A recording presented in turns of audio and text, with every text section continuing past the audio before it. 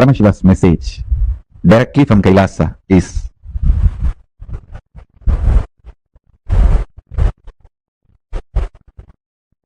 your bioenergy, the existence you experience as your identity, which is empowered by the feeling, cognition of existence,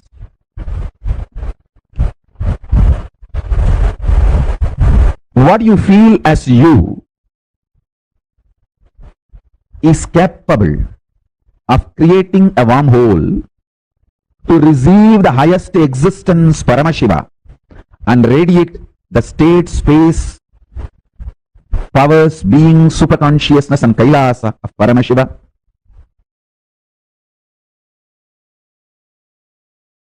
Paramashiva, the source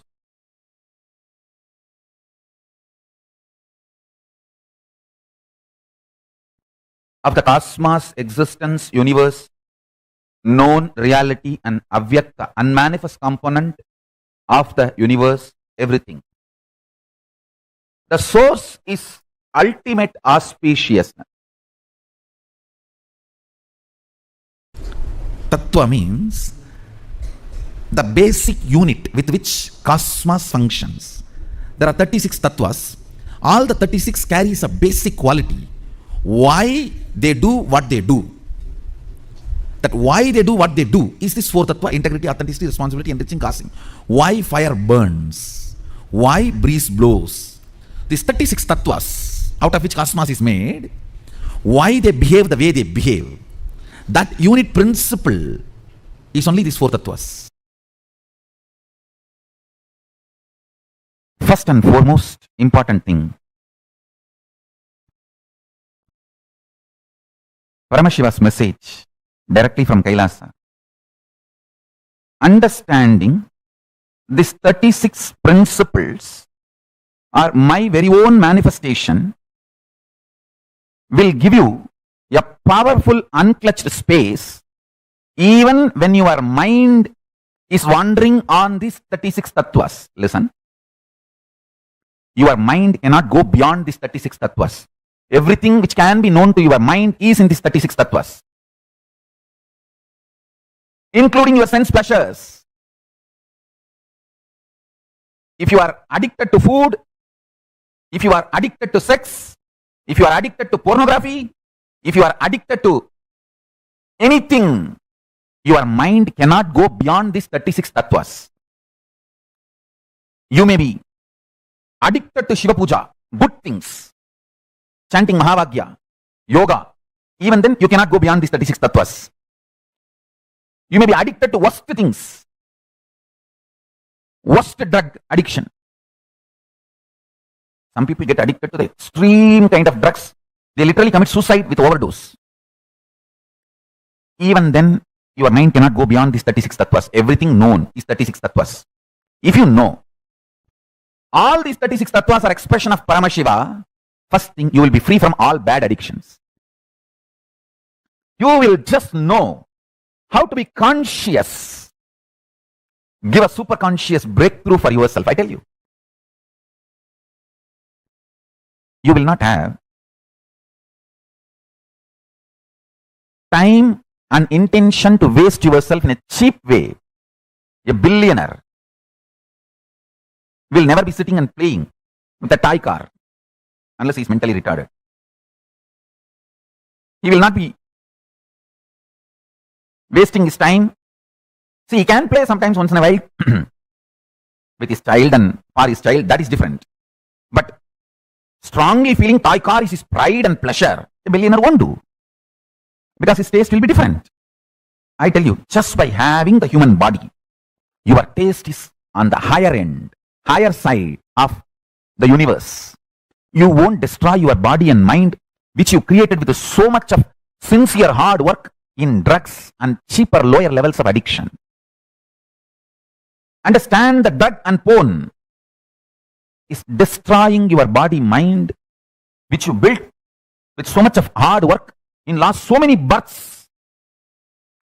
Once you become conscious of that, once you become conscious of your existence, and these 36 tattvas are Paramashiva's expression, you will just know what is the right tattva towards which you should focus.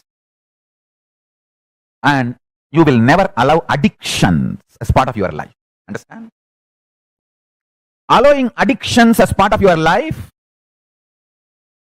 the frozen life, is what I call hell. This 36 tattvas matures your consciousness, knowing this 36 tattvas which I am explaining last few days satsang,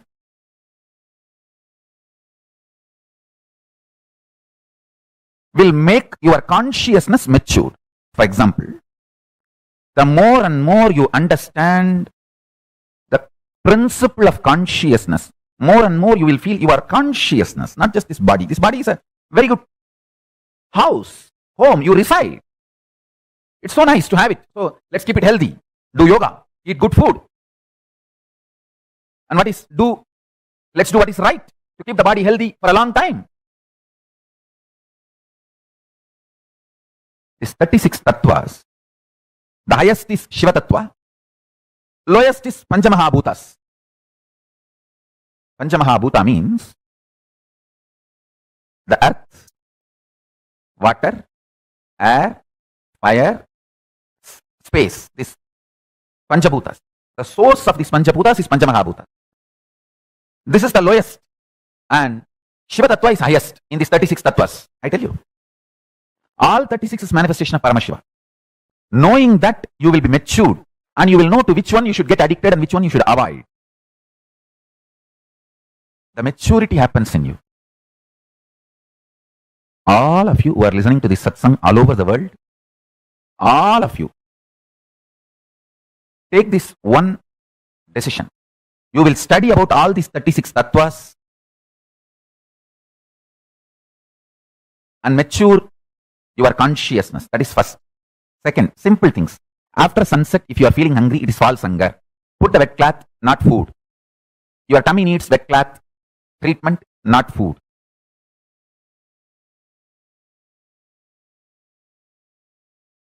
Paramashiva's message directly from Kailasa.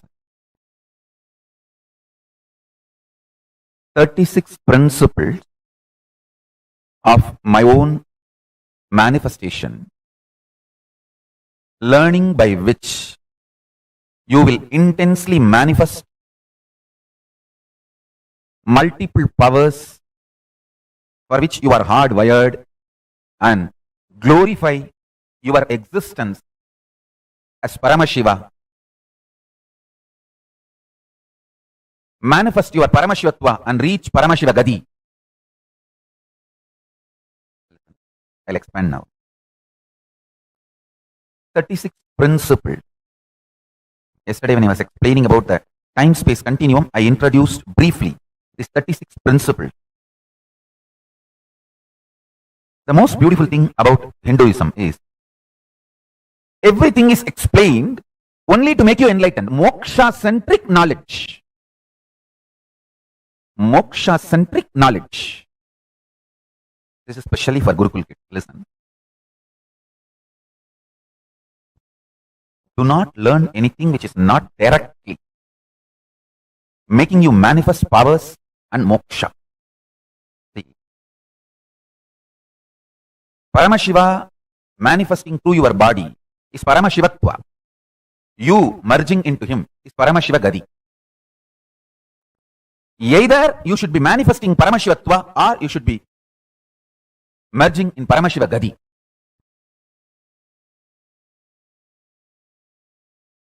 To all my kids, I want to tell this. Do not learn anything which is not moksha centric. Paramashivatva or Paramashiva Gadi centric. One person asked my guru, I saw this very conversation, he asked my guru, will I not get gastric problem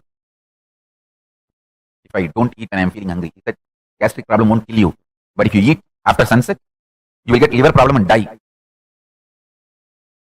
I tell you,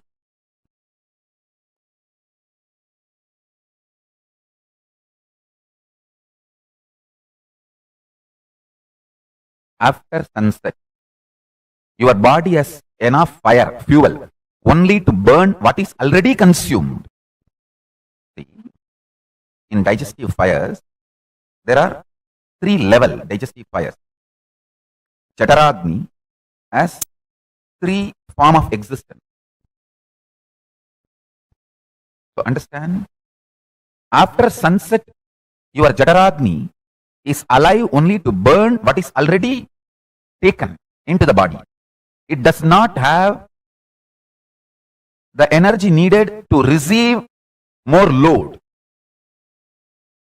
All great enlightenment centric lifestyle jatis among the Brahmanas, the Agnihotri, the highest Brahmanas, and Bharadvaja Gotri, the most pure flying Brahmanas. Understand? The Bharadvaja Gotra Brahmanas used to fly.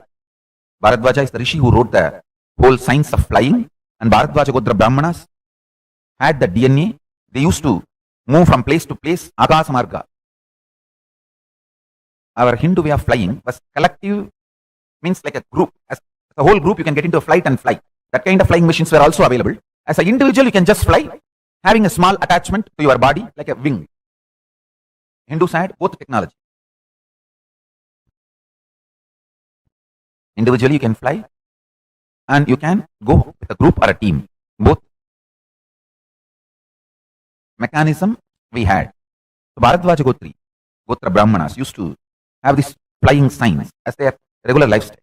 All these, the highest level among the Saiva Velala, Adi Saiva Velala, and among the Jains, the top cream community. All these communities don't eat after sunset. They don't eat after sunset.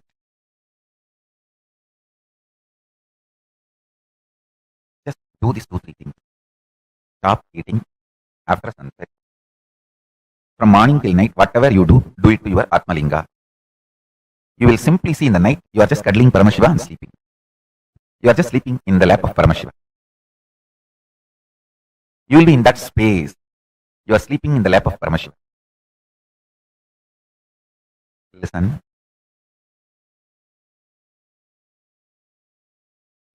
Less food or no food in the stomach during night keeps your whole state of consciousness pure. Actually, half an hour of Tuya state, or that sweet romance space, rejuvenates your body and mind more than 10 hours of sleep and dream state. The quantity of your sleep will drastically reduce. The time you are rolling on the bed will drastically reduce. And the quality of your restful, rejuvenated feeling will drastically increase. Let's keep pure spiritual truths as it is. Anyhow, all my followers, listen. Stay home, stay safe, at least till December 14th. Let this pralaya be over. Let this pralaya be over.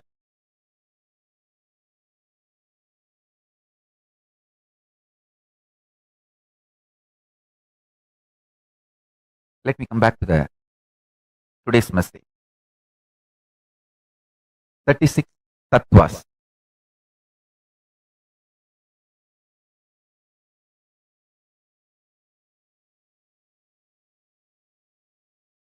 The 36 tattvas can be explained from various angles, from the angle of physics, chemistry, biology, alchemy. From various angles it can be explained. I am going to explain from the angle of enlightenment. Paramashivatva and Paramashiva Gadi. Understand? Paramashivatva means Paramashiva manifesting in you. Paramashiva Gadi means you resting in Paramashiva. You becoming one with Paramashiva.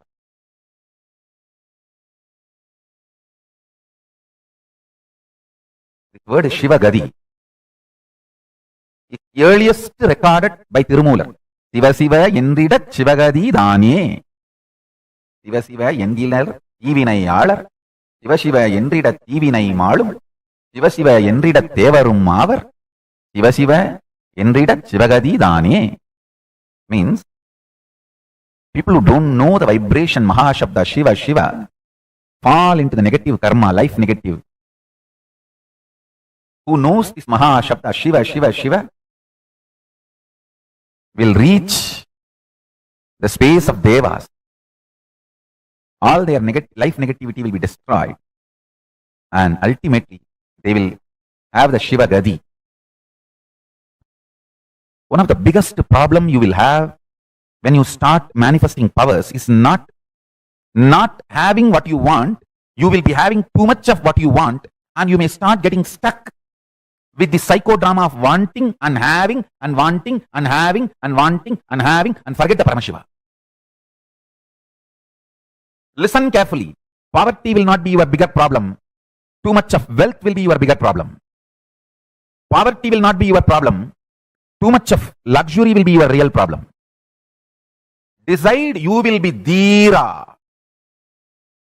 You will not stop anywhere by becoming Deva or Devendra or any of the other higher states. You will have the guts, courage not to stop till you manifest Paramashiva. Understand? Take the Sankalpa and request Paramashiva to support you in this Sankalpa. You should manifest Paramashivatva. Till then, you should not stop. I am not saying don't enjoy the luxuries of Devaloka or luxuries of Buloka. I am not saying I am not at all saying don't enjoy. I am not saying stop enjoying. No. I am not saying don't have the luxuries of this Loka, this world or Devaloka. No. I am only saying don't stop there. Don't be stuck there. Okay, I have a big couch. So I will rest when I want, but I am not going to put a seat belt on couch just because I bought it for $2,000 and spend whole day on that couch and become stupid potato couch or couch potato. No. Whenever you are stuck with your luxuries become more valuable than your consciousness. I am only saying stop getting stuck.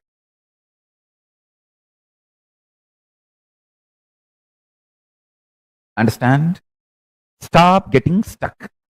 Wherever I did not listen to my Guru's words absolutely, not only I had direct repercussions and untold other problems. So understand, take this Sankalpa of being a Dhira. Dhira means courageous, bold, ferocious, powerful, will not stop anywhere in between till I manifest Paramashivatva and Paramashiva Gadi, Paramashiva Padam.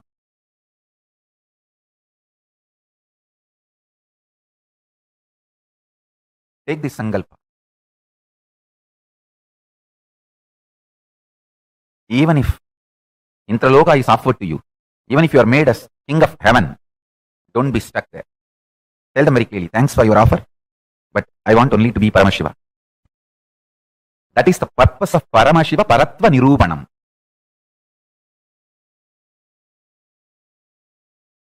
There is a beautiful verse in Vaishnavi tradition.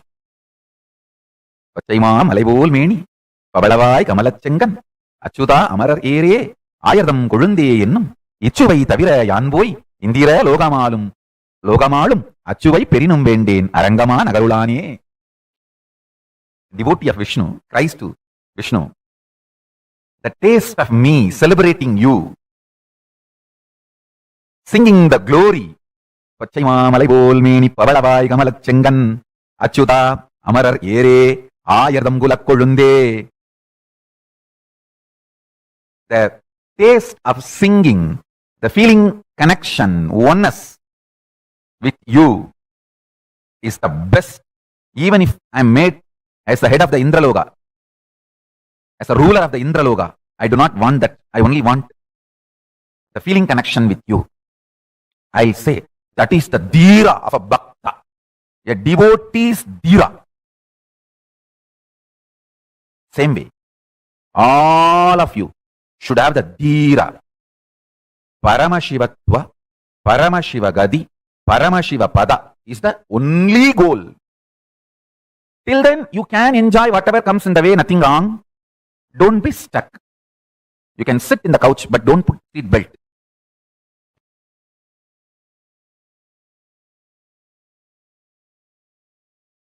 can enjoy but don't get stuck.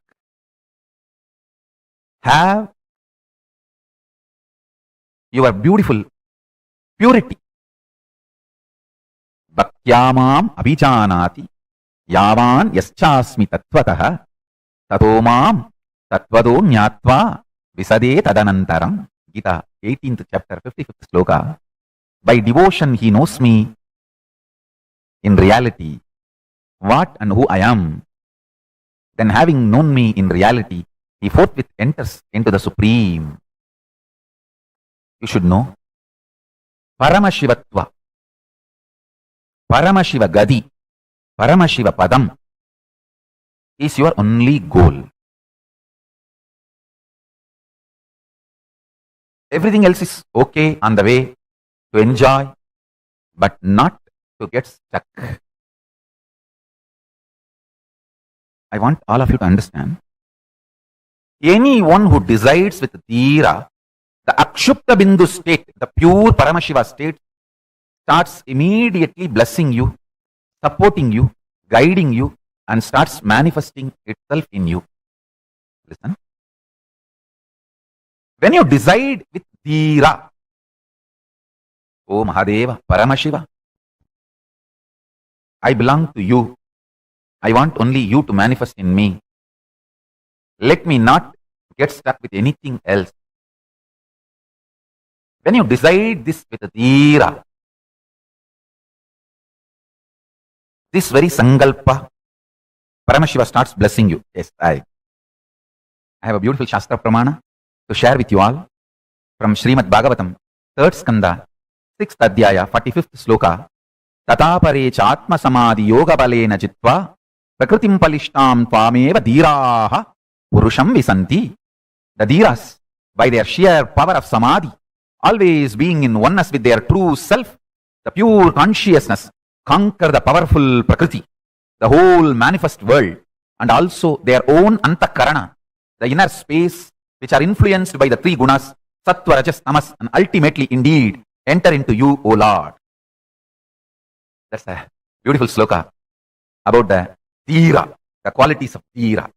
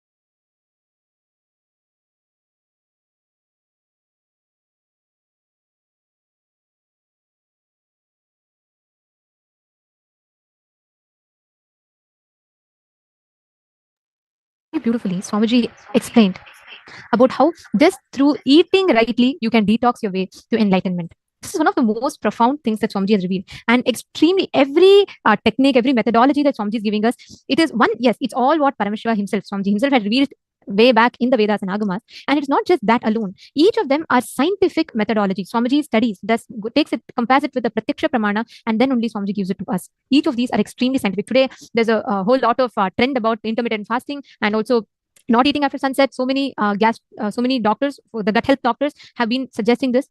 Swamiji had revealed this to the world way back. While Swamiji is reminding us about how conscious we should be about the health, Swamiji had revealed this elaborate science on how we should maintain the health, how we should maintain our gut, how we should maintain our body, just by healthy eating, the right eating. In this, Swamiji revealed a very, very important sacred science. Swamiji said, not having the right food after the sunset, the body loses the ability to digest new food. Body loses its ability to take in more food. It only has the ability to digest the existing food that is already inside you. Because the 3 fires for the digestion, it is completely settled and cancelled out when you take food during the intake process of the food. What can I request everyone of you to share what each of you understood about this?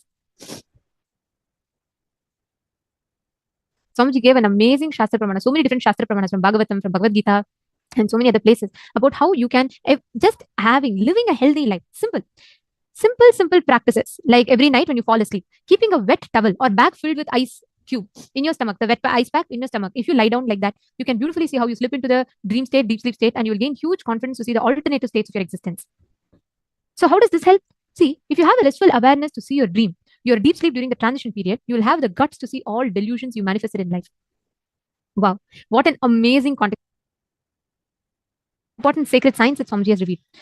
Your ability to fall asleep, having the awareness, you're entering into dream state, you're entering into deep sleep state, which is what is achieved with the support of having a wet towel on our stomach. Swamiji gives such a precise, beautiful explanation, such a beautiful process for all of us to experience.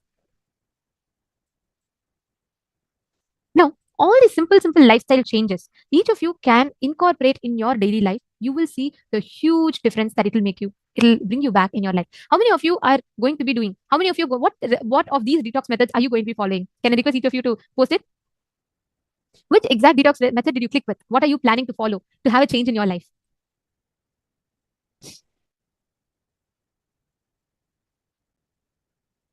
Come on, can I request each of you to post?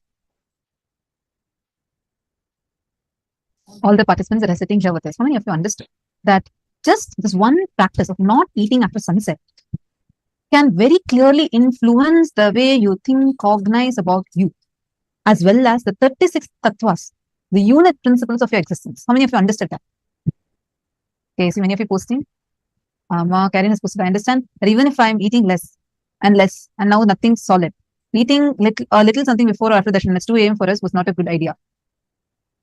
They're asking, is it okay to have some chai or almond milk at night? Swamiji has told, you can take anything to drink. Drinking like a liquid is okay, but do not eat anything solid. If you want to drink, you can drink something, but do not take anything solid after sunset. And also liquids, like Swamiji told, during the transition, like from, you might have been so used to eating dinner. I still remember, actually, it's so funny for me to remember this back now. But when Swamiji had first time given this, Swamiji had given this as an guidance for all Adinavasis to follow way back in 2019, okay? I was so used to eating like my dinner, and I'm very, very particular about my breakfast and dinner. Even lunch I'm fine with, but breakfast and dinner has to be like on time for me. And I was so used to that because kids in Gurukula are provided like, snacks and dinner, milk, everything. And when Swamiji revealed about this first, I was so practiced to, eating dinner. I could not cognize how can I sleep without eating. And I was so like, it started, I really had like a fear in me. Oh my God. That day night, I still remember I collected just some more snacks, something extra, just in case I'm too hungry at night for me to manage. And I was so conditioned that if I don't eat in the night, I'm going to be hungry throughout the next day morning, like from night till morning, from evening till the next day morning. It was a big pattern for me actually. If I don't get dinner, I would really be like very incomplete. My body will be very incomplete about the whole thing, right? So after Swamiji gave this as a guidance, I was like, okay, I have to do because Swamiji said I want to do it, but how can I do it? There was like a tug of war going inside of me. After I started doing it, actually now, even if there's a good food, I tried, even if I'm hungry, I try to avoid it because I see such a beautiful change in my body. My whole body has become so light. I started realizing every single thing that Swamiji tells is so scientific. It is so authentic. It directly goes and gives you experience. It is not just like Swamiji is giving a science or a philosophy. Swamiji is giving us a straight path to experience the science. And that is something I'm so touched with. Every single principle, whether it is don't eat more than 1 meal a day, because our lifestyle is so sedentary, right? We all sit for more than 8 hours a day. And Swamiji keeps telling, don't eat when you are living a sedentary life. Don't eat more than a meal. If you are going out working, you're doing physical labor, then eat 2 times a day. but never eat after sunset. These are all the practices that our ancient Hindus followed, because of which their minimum lifespan was 200 years. Minimum. If you see Mahabharata, Ramayana, they say Rama ruled for 12,000 years. 12,000 years. For us now, it may seem like it's just a mythology. Understand, these are all facts recorded as it is. That's why they come under Itihasa category. Itihasa means Itihasa, thus verily happened. As it happened, they have recorded it. That is why it is called Itihasa. Itihasa. Understand, every single science that Swamiji is revealing to us is a practical, applicable, immediately experienceable science. Are you all catching it? Can I request every one of you to post which exact science are you going to follow? Which exact methodology that Swamiji revealed are you going to follow in your life for you to see a difference?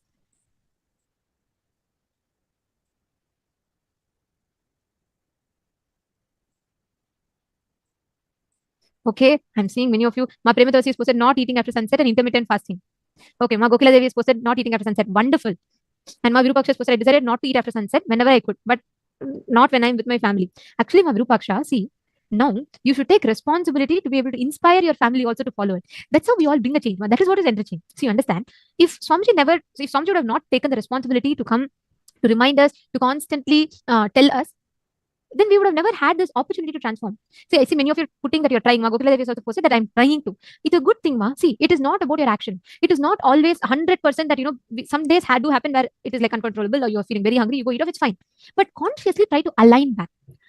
Almost for like 12 to 20 years, till you met Swamiji, almost at least more than 10 to 20 years, you have trained your body to eat 3 meals a day, is it not? You have built your body. Every night, you have to have your dinner. We all have consciously built it, is it not? That's what the society is. For the 20 years of conditioning you have done to your body, it will at least take 1.5 years of consistent trying. Consistently, it's not that you will not slip. Even if you slip, aligning back, telling, okay, Swamiji, I missed yesterday, I want to align back again today. It is okay. But start with that. Slowly, you will see the taste, the tongue that enjoys that food will drop. Every night before, I used to make some nice chocolates or cakes, and I used to have fruits, I used to have oats, milk, everything. It'll be like so good, my dinner. After Swamiji said this, these all were my favorite food. Honestly, I was so attached to these food.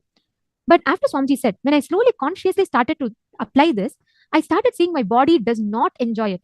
I have not been able to pick up a food that I feel I know is not healthy for me. That is when I noticed from eating so much, I shifted to eating vegetables.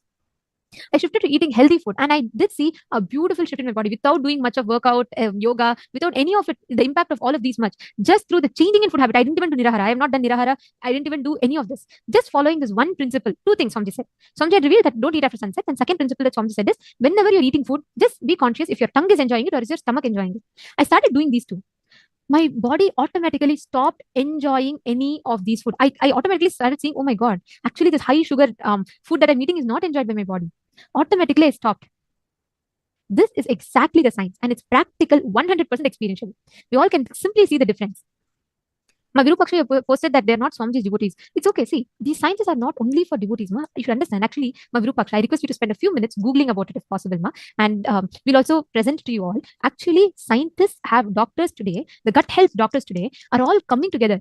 And they're all trying to make people implement not eating after sunset. It's a science. It is not, Swamiji is not, what Swamiji is saying is not just like, oh, it is, it's something good for enlightenment. No, practically, physically, for your body, for you to live an absolutely healthy life, it is helpful. It is very scientific. We should present this to people when we enrich. So people will start getting inspired. People understand the science behind it. Are you understanding, Ma? That is what is enriching. All of Swamiji's revelations are not only for his devotees. We all are following it because we've experienced at some point we were not devotees. Is it not? Someone took responsibility to enrich us. We saw the difference these principles made in our life. That's how we got connected to Swamiji. That is how you are inspired, because somehow something enriched inside you that you translating is the best way you can enrich to people. For almost more than 10 years, you have been doing translation. Is it not? Without failing, without stopping, without giving up. Why? Because something in you clicked. Something in you was like, oh my God, yes, this is the best thing I can do. That responsibility, no, you should take for another person to experience. So you keep this dharma chakra alive. Someone took responsibility to enrich you. So you experience Paramashiva in the form of Swamiji. Now you should take responsibility to enrich, inspire others. So they too experience it. Start with those around you. One principle. Just enrich them to live. They'll have a blissful life.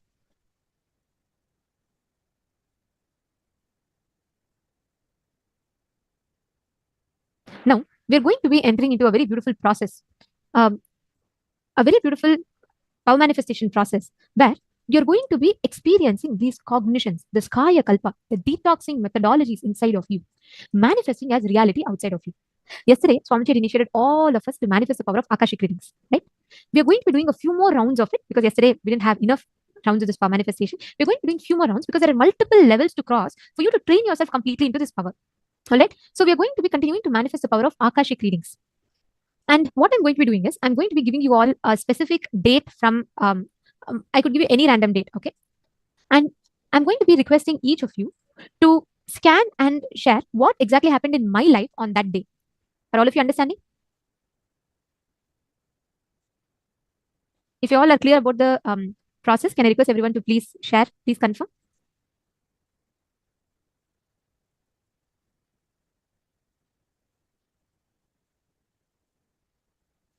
If you all are clear, see, basically what you're going to be doing is you're going to be you're going to be scanning. I'll give you a date. Okay, let's say I'll give you a random date from some year. You're going to be actually scanning and identifying the exact event that happened on that day. What exactly happened and what was the event? What was I doing? You're going to be scanning and you're going to be sharing that. Okay. All right. Can I request every one of you to please gather the Atma Murti in front of the camera?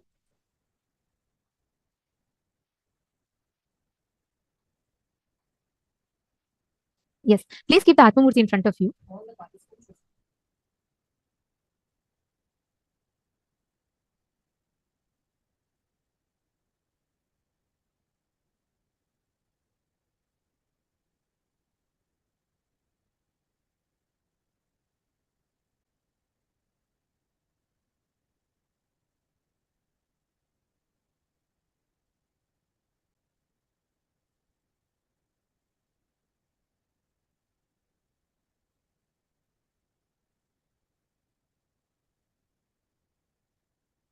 Ready? Shall we all start?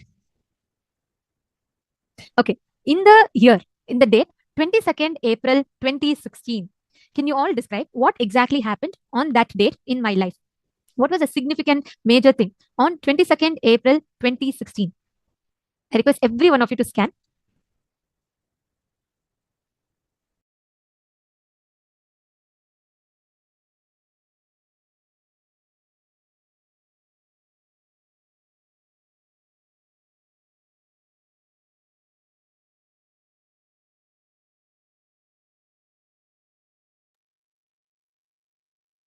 Sorry for that. I hope now all of you are able to hear me, see me, and hear me well.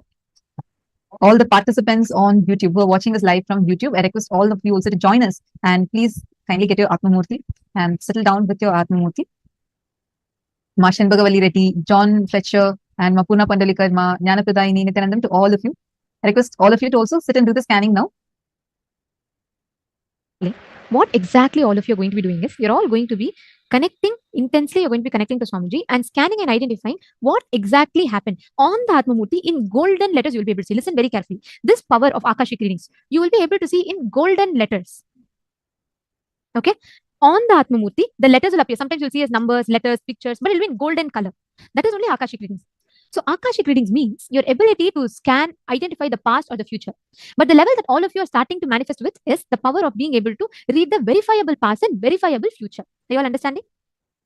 Okay. Now shall we all enter? The date I have given is 22nd April 2016. Ma Suzanne Davidson, you're going to be scanning what happened in my life. On 22nd April 2016, what exactly happened? What is a major incident or event that happened in my life? I request every one of you, all the male participants, all the female participants, I request every one of you to please scan through your third eye. Identify what was the exact thing that happened in my life on the 22nd of April 2016.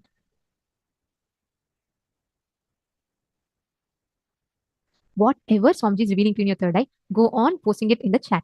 Whatever you're seeing, go on posting that in the chat.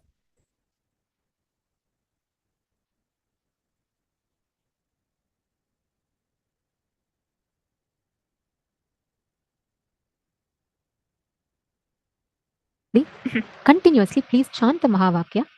Whatever Swamiji is revealing to you in your third eye, keep writing them down. Chant the Mahavakya.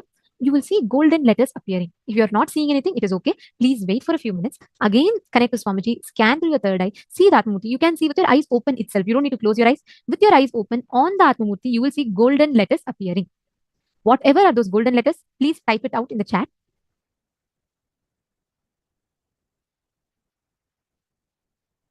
You all should put the exact thing, what happened.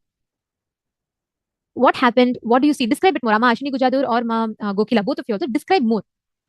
And Ma, Sonia Rao, you should not guess. So you're giving me multiple options. No, that becomes guessing, ma. Actually, see, understand. When you see the Atmamurti, you will see precisely Atmamurti will reveal to you. Don't try to logically say, okay, any date she gives, it will be based on Swamiji only. Don't try to logically guess. Okay, just connect to Swamiji intensely. Whatever Swamiji reveals to you on the Atmamurti, write that down. Ma, Amantha, do not guess. Ma, Amantha, do not guess. Close your eyes. Connect to Swamiji's scan. I'm seeing some of you trying to guess. Do not guess. See, what else could have happened? Maybe this would be her major dates that you might remember. Don't go based on that. Scan through your third eye. Actually see what happened in my life on the 22nd of April, 2016. Ma, Gokila Devi, you should also write and elaborate. So you should not put a generic word, ma. Sometimes you may remember what you're doing is you're remembering it through the logic, right? Because you may know the time period or the day based on which you're remembering it. Don't do that. Actually sit and scan. See what exactly is coming in your third eye. What is Swamiji revealing to you in your third eye? You will start describing that. That is the real manifestation. Exactly. Thank you, Ma. At least you're posting. Thank you for being honest that you didn't see it was a guess. That is okay. No problem. But do not put that. Actually sit till you see, close your eyes. Chant Mahavakya, open your eyes and intensely look at Swamiji. Even if it is just one letter or two letter or a picture, you will see it on the Atmamurti. Post that. Ma, Amantha, did Atmamurti show you this answer that you're posting? You saw it on the Atmamurti? Okay, good. Okay, Ma. If Atmamurti showed you, that is good. If not, again connect to Swamiji.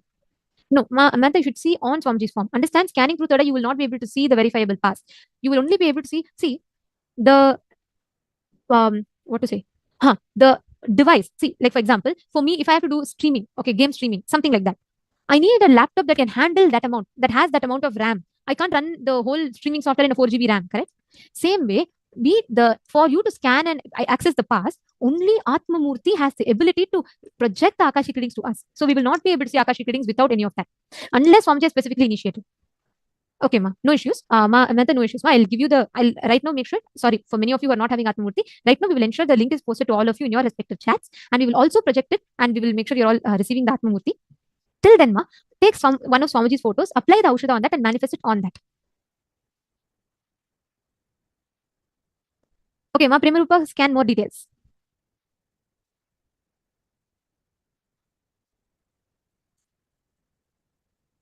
Bhairavajnana, Ma, Maha Bhairavajnana. Beautiful. More details. What else happened? What was the major thing? You're saying you saw many people. What were the people doing? Ma, Virupaksha, what did you see? Scan. Even don't say you didn't see anything. Till you see, scan. Look intensely at Swamiji. And even if you just saw a letter, put that. Make it a practice. Ma, Prematavasi, what did you see? Ma, Shukrendrananda, what did you see? Ma, Saroja Plush, what did you see? Ma, Saroj, you should not stop manifesting powers. Ma, you were becoming very good at it. You started seeing the right, you started scanning very beautifully. So just maintain that consistency, you'll really have a breakthrough. Okay, thank you, Ma Yogamalar. That's a good place to start with. Ma, Suzanne Davidson, again go back, connect to Swamiji intensely and scan.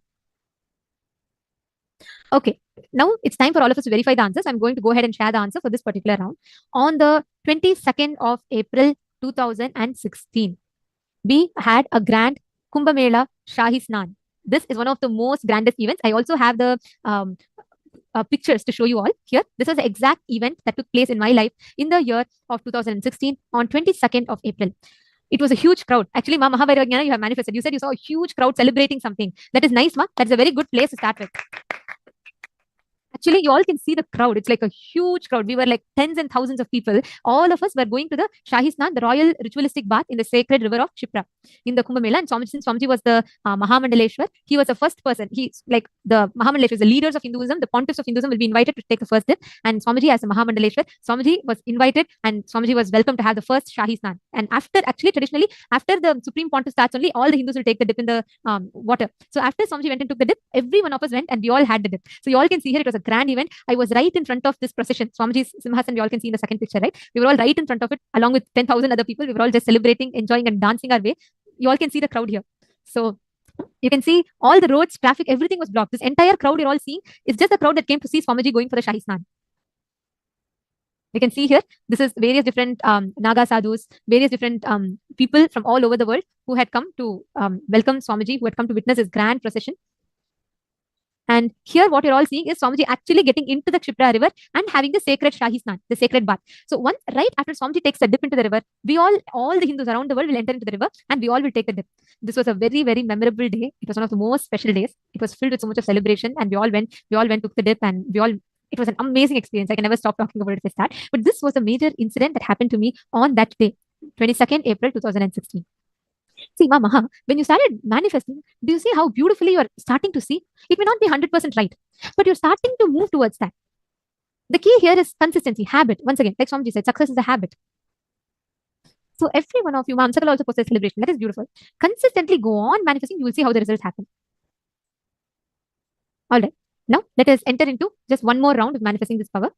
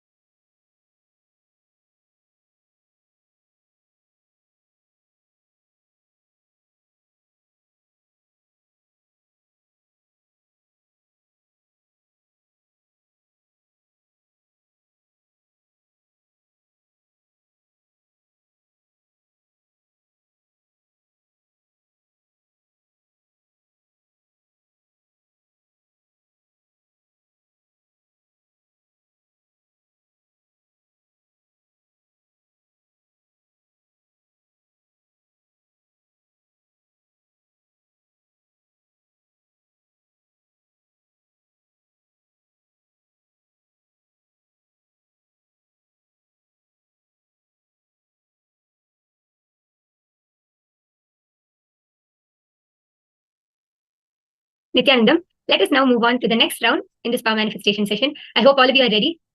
Yes. For this next round, I would like all of you to connect to Swamiji and scan what happened in my life on April 30th, 2017.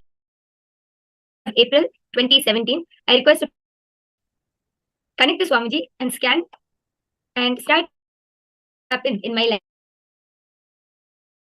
Are all of you ready? Yes. So let's all sit straight. Connect to Swamiji as explaining. The clutch, connect to Swamiji. Even if nothing appears, it's fine. Just continue to be in the space of oneness, and slowly the golden letters will start appearing. Request if all of you can scan what happened in my life on the 30th of April, 2017. Yes. So I request all of you to start scanning. And if any of you feel stuck or have any doubts, questions, please feel free to put a message in the chat section. Please feel free to reach out to us. We'll be helping and guiding you throughout this entire power manifestation session. So all of you sit straight now. Connect to Swamiji and look into the Atmamurti. Start looking at Swamiji's Atmamurti and request Swamiji to show the answer to you. Just unclutch and start seeing with all your three eyes. Connect to Swamiji and simply just request. Even if nothing comes, don't feel discouraged or anything. Just unclutch and continue looking into the Atmamurti with all your three eyes, with your complete awareness in the space of oneness. Whatever starts getting revealed to you, whether it is letters, numbers, words, shapes, whatever starts getting revealed to you, just start typing it down or start writing it down. It's fine. Even if it's pictures, letters, numbers, shapes, even if it is something which you can't even understand, just start drawing it, writing it, or typing it down.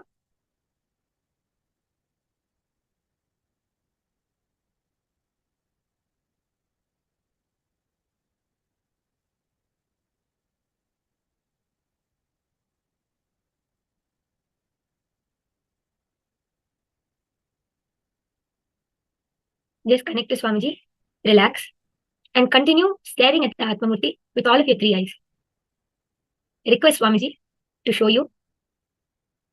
And without any doubt, without any confusion, just start writing down, typing, or sharing whatever is revealed to you on the Atmamurti.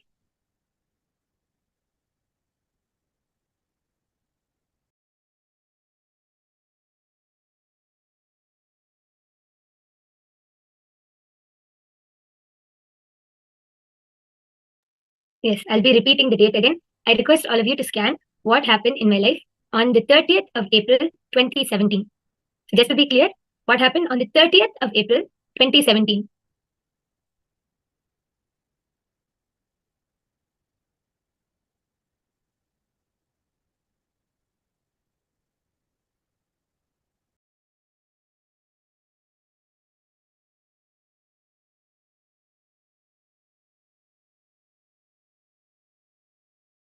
And remember, never doubt what Swamiji reveals to you. Even if you feel like some of you might be thinking, oh, what can it be? What could have happened? And some of you, if maybe some shape or numbers are being revealed to you, you'll think, how can this be related to what happened?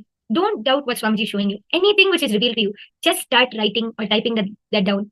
And just completely trust Swamiji with that complete awareness, with a complete space of listening and oneness. Just request Swamiji to reveal and show you what happened on that day. Automatically, you will start seeing it in golden letters clearly. It will start getting revealed to you on Swamiji's Atmamurti.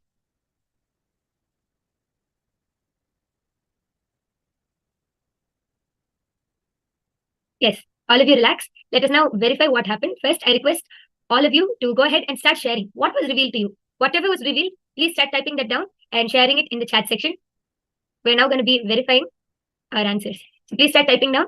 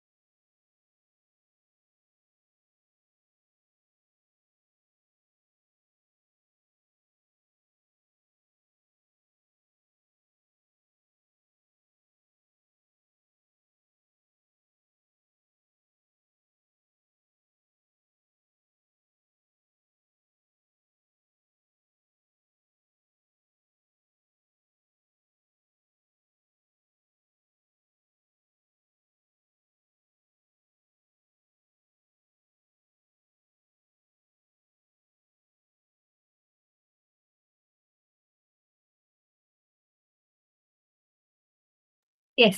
So now I'll be revealing and sharing what happened on the 30th of April 2017. I took the Krama Brahmacharya initiation from Swamiji. So it is a very special day where I received the Kavi, the sacred Kavi from Swamiji. Yes. So let's see how many of you were able to manifest. I request all of you to share how you felt, what was your experience, and yes. So Ma Priyatma Swarupini has put, it looks to be celebrating event as a gathered get-up of people were there, and you seem to be happy. This was the first thing that came to me as soon as I started. Yes, Ma, there were many people on the day when Swamiji was giving the initiation, and I was very happy as I was taking Krama on the day. So yes, you manifested that. And please go ahead and also share. How did you feel while manifesting? Ma Nitya Purushananda has posted, I saw a large crowd. I also saw courtyard. I did not see the golden letters on the Atmamurti. Yes, Ma. So this initiation happened in the Raj Sabha. There was a large crowd, so you were able to see part of what happened on the day. Great job. And you're sharing that I did not see the golden letters on the Atmamurti. That is fine, Ma. As you continue manifesting, as you continue connecting and establishing that oneness with Swamiji, and you start bringing more awareness, automatically you will start seeing the golden letters. So just unclutch from everything, and as you keep on manifesting, you will start seeing. So you don't need to worry, Ma. Then Ma Ashini Gujadhul has posted that I had a breakthrough, and Ma Gokila Devi has put, you joined Gurukul, and Ma Mahabhairava Jnana Swarupini has posted, many people, a big festival and ceremony, held a memorial ceremony for the ancestors. Guru is also there, like Devi. Okay, Ma. Then Ma Sonia Rao has posted, joined Gurukul, Swamiji was there, you were happy. Okay, so as I shared, this is the day I took the Krama initiation from Swamiji, and yes, I was very happy. So I think many of you got the emotion and how I was feeling on that day. So great job, all of you manifested. And I can see many people are posting that there were many people over there, and it's a celebration ceremony. And great job. A round of applause for all of the participants who manifested. And for those of you who are yet to manifest, do not worry. As we continue manifesting, as you continue establishing that space of oneness with Swamiji, automatically the golden letters will start appearing to you. So once again, a great round of applause for all of the participants who manifested in both of the rounds. I hope all of you enjoyed this session. And now we will be moving to the next session, where we will be learning about experiencing the essence of reality. So I hope all of you are ready for the next session.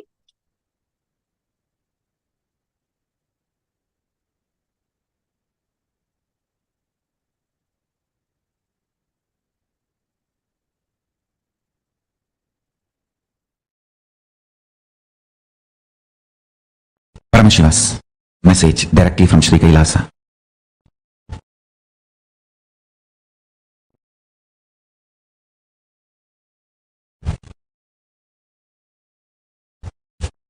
Existence of Ishwaratva is nothing but the decision to own up the principle of creation, principle of sustenance, principle of rejuvenation, principle of delusion, principle of liberation in your existence.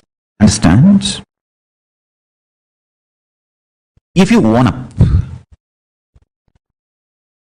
what you created, you sustained, you destroyed or rejuvenated, or you put yourself in delusion or freed from delusion, or from which you are liberated or liberating, want liberation. If you own up these 5 principles of your life, you become Ishvara for you.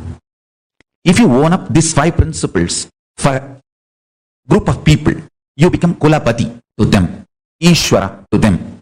If you own up for a large number of people, you become Mandaleshwara. If you own up the same 5 principles for Mahamandala, you become Mahamandaleshwara. If you own up these 5 principles for the whole universe, you become Ishvara of Brahmanda. That's all. Principle of existence of Ishvara is owning up for the creation principle you created, sustenance principle you created, destruction principle you created, delusion principle you created, liberation principle you created. Just see your life.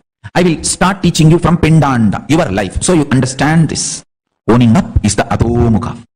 6th phase means the unmanifest phase of Paramashiva. Understand? First, understand what you created. Please understand, only if you are in a Paramashanta Swarupa, you will own up for what you created. You have created so many wonderful things. Understand? The mechanism which converts blood into blood, which is functioning inside your body, you created. Nobody else created. You created. You learned the science from cosmos and you created. Understand one thing. The greatest creation in the known universe is human body, and you created yours. Anybody who owns up that you created your body will manifest the power of altering it, healing it, updating it, upgrading it. All the powers related to altering, manipulating, upgrading, awakening, healing, powers related to body. So, if you want to manifest the powers related to your body, bring this cognition and own up for what you created. I tell you. For example, if you have a fatty liver, sit with your liver and say, yes, I created it. What for I created? Did I put myself in some delusion and allowed this to be created? Or did I actively cooperate and created this? What for I created this fatty liver? Just see, I tell you, owning up starts healing. And I tell you, fatty liver is such a simple problem. You just need to tell your stomach, hey, can you burn a little more? I'll give you mantra as the feed material. You can use any mantra. You see, in Vedagamic tradition, any mantra described in Vedas and Agamas can be used. And use that mantra to awaken the Jadaragni, fire in the stomach. For example, if you feel strongly connected to Ganesha, talk to Ganesha, Ganapati, and tell him, I wanted you to be awakened in my stomach and clean up this fatty liver issue. Please help me. And as Ganapati's support, there are beautiful Ganapati mantras in Vedas and Agamas. Ganapati Atharvasya Upanishad. There's a beautiful Upanishad. Chant that Upanishad or listen to that Upanishad. There are beautiful Ganapati mantras. Listen to those mantras and use those mantras to ignite, awaken, intensify the fire in your stomach. And tell that fire, please clean up the liver. That's all. Please understand, I am not lying, false promising. I am giving you a straightforward, simple, conscious power. It is a conscious power. Same way, if you feel connected to Paramashiva, invoke him, chant his mantra, ask your stomach, Jadaragni, to burn more and clean, detox the fatty liver. Same way, every step, everything. If you have a problem in your heart, and if you feel connected to Dakshinamurti, invoke Dakshinamurti. Oh Prabhu, please be awakened in my heart and heal it, detoxify it. In Hindu tradition, why just in Hindu tradition? I tell you, in reality, all these gods are available, alive. They are all in the dimension called isness, Nithya. They are all established. in the isness, Nithya component. I tell you, just like length, breadth, depth, time, space. Nityatva is the dimension. The eternal existence is a dimension. Amaratva, Nityatva is the eternal existence. The isness is a dimension. Tatata is a dimension of the universe. And all gods and goddesses are established in that Nityatva dimension.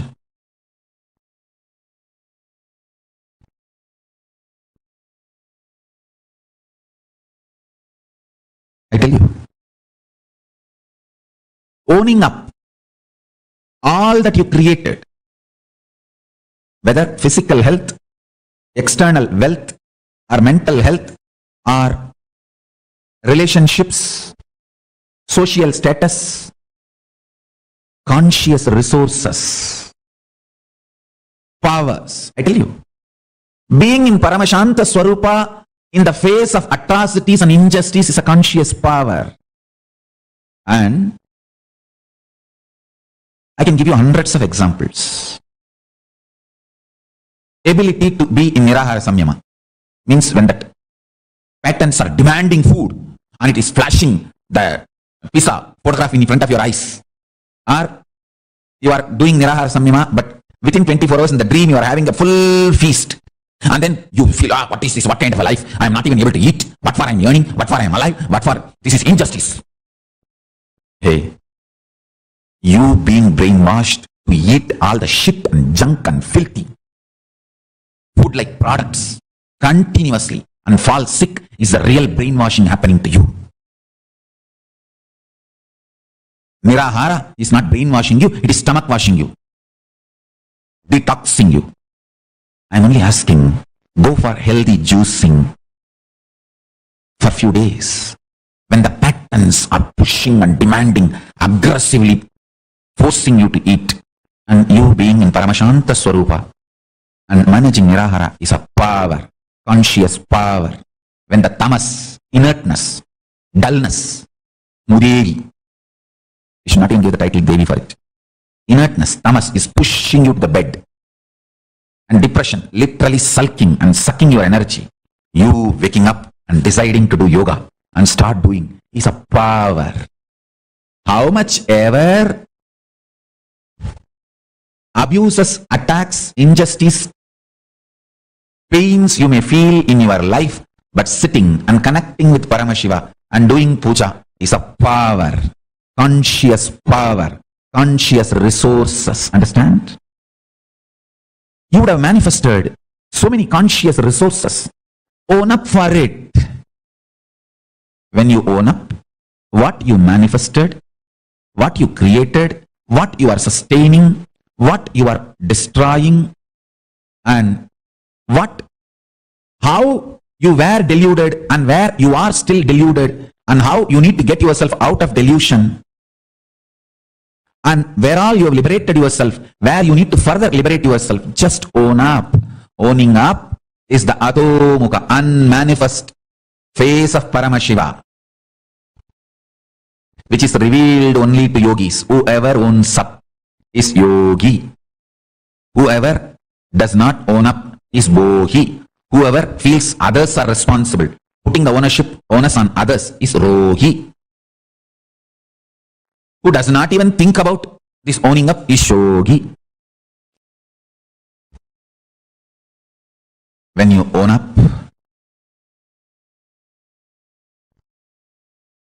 spontaneous, miraculous, immediate transformation starts in your life. Understand? If you are tired, bored, feeling overloaded, overwhelmed, own up that. Own up that. Own up. Owning up is the secret of Ishwaratva.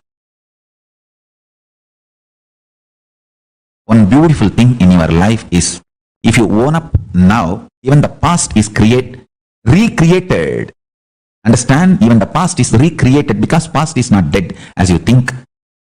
Past tense is dead, but past is not dead.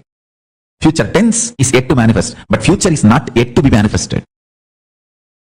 Future is as much as happened as past. Past is as much as yet to happen as future.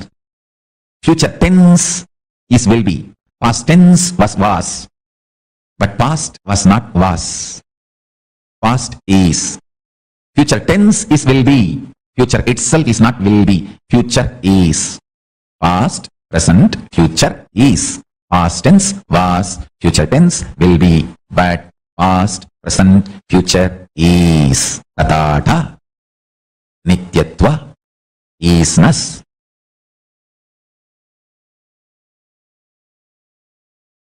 Paramashivagnana, the ultimate revelation from the space of Paramashiva. Just settle down and sit with Paramashanta Swarupa and look around. Don't be afraid. That's the first thing.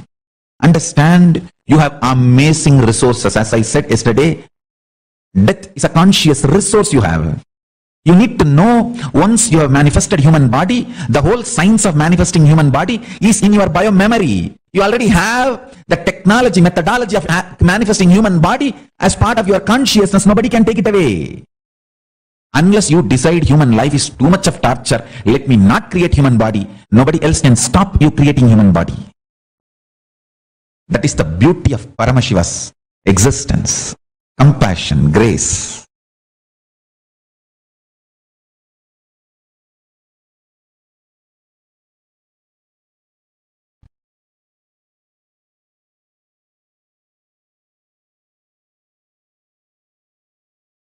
Owning up.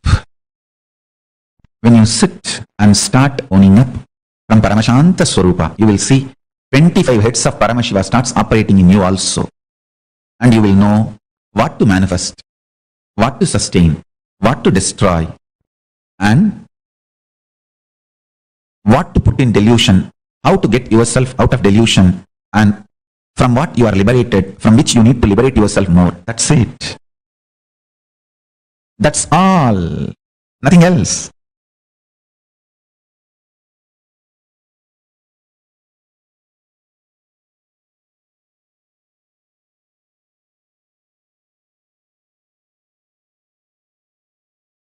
This owning up is the sixth phase of Paramashiva.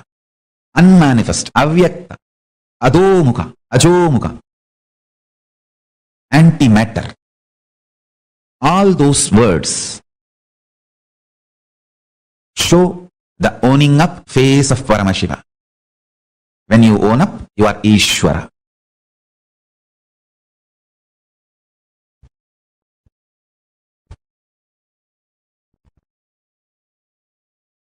I want all my disciples to come to the Paramashiva space of Paramashanta Swarupa and own up. Yes, what we manifested, what we are sustaining, what are we destroying or rejuvenating, what is the components where we put ourselves in delusion and where all we need to pull ourselves out of delusion. What all we already achieved liberation, where all we need to achieve liberation. Tatpurusha Ishana, Satyojata Vamadeva Agora. When you own up, you are Paramashiva, you are Ishvara. If you own up your life, you become Ishvara for you, Atmeshvara. If you own up a group of people, their lives, own up for them, you become Kulapati. If you own up for a mandala, zone, for their life, you become Mandaleshwara. If you own up responsibility for a Mahamandala, you become Mahamandaleshwara. Immediately first, become Ishvara for your life, Atmeshwara. Once you are successful, in few days actually you will be successful. I tell you, it's not that even for your own life, you should become Ishvara 100%. No. If you just understand that knack and methodology and cognize it, that's enough. That same principle you can start applying tomorrow itself. Then you can start becoming Kulapati. Then you can start becoming Mandaleshwara. Then you can start becoming Mahamandaleshwara. But start from Atmeshwara. Don't plan to start becoming Mahamandaleshwara first. First Atmeshwara, owning up, then step by step by step. Whoever decides to own up become gods of Kailasa. Whoever tries to put the blame on others manifest so much of delusion and violence, they become demons, rakshasas. Understand? Vegaha, sanyoga, visesha virodhi. Action and reaction are equal and opposite. One side gods, other side demons will exist forever. But if you sit in Paramashanta Swarupa and start owning up, you will become Ishvara beyond these two. Action and reaction. You will become Paramashiva, Parameshwara, beyond action and reaction. Owning up is the master key. Owning up is the word. Owning up is the sutra. Owning up is the Adho-mukha, Ajo-mukha, Ajata-mukha, unborn face. F-A-C-E, P-H-A-S-E. The face of Paramashiva should be translated as F-A-C-E face, P-H-A-S-E face, both. It is a face with identity, face of the dimension, existence, both. That's the beauty of Paramashiva. He is identity and dimension, both. The dimension's identity is face of Paramashiva. When I say Ishana, it is the liberating F-A-C-E of Paramashiva, liberating P-H-A-S-E of Paramashiva. Face and face, both. So understand, Ajata and manifest is the decision to own up. Even if you have so much of fear, guilt, incompletion, shivering, overwhelming, to own up for that also. Decide to own up.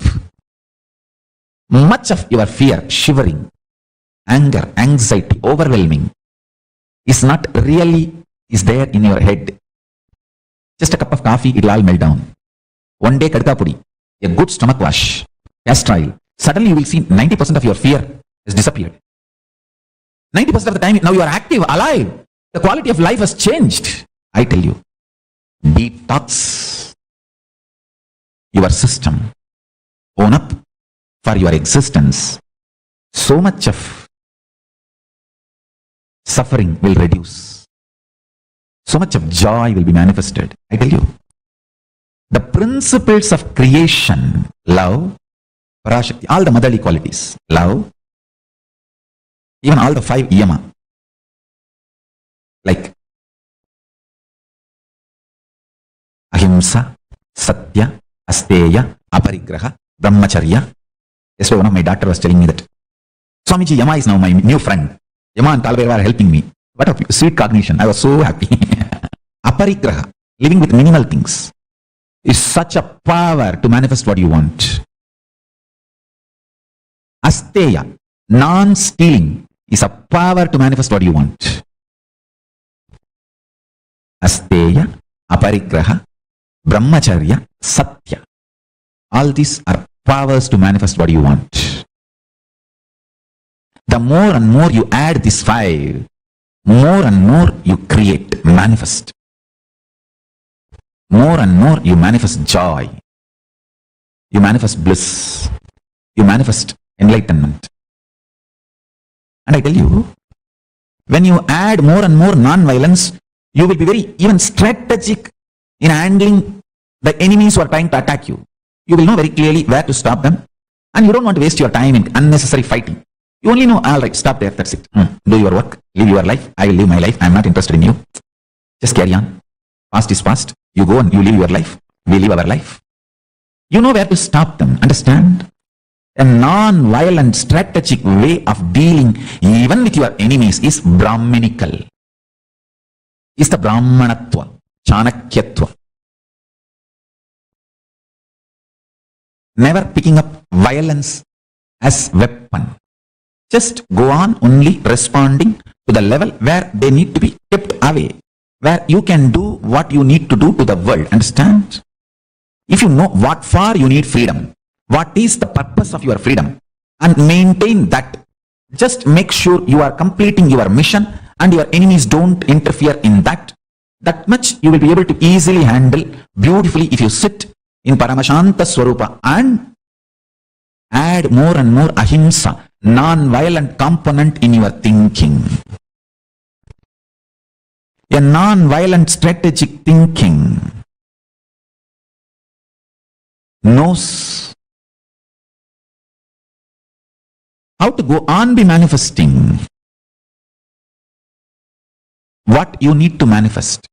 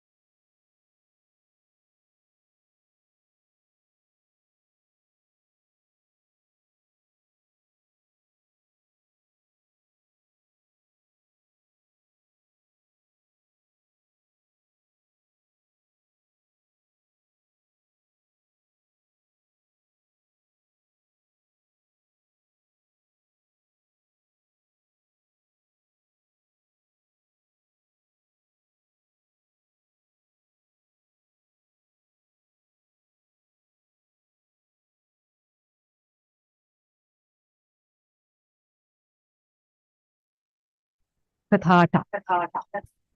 Peacefulness. So beautifully, Swamiji explained about how past, the past tense may be dead, future tense may be yet to manifest, but past itself is not dead.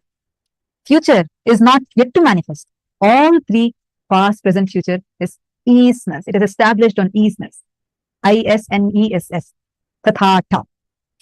Very powerfully, Swamiji had explained this powerful cognition and powerful revelation to all of us. Now, let's understand this in a detailed way. The easeness, what does this easeness mean? What does this existential reality mean? And why is it important for us to be established on that existential reality? Life as such was beautiful, absolute Paramashiva. Whether it is the air you are breathing or the people that's happening in your life, it's absolutely beautiful. Very powerfully, in Vijnana Bhairava Tantra, Paramashiva reveals. It's a beautiful Shastra Pramana where he reveals Surya Chandramasau Vahne Yadhama Parikalpana Trinetra Kalpana Mahyam Tadartam Miha Drishyate.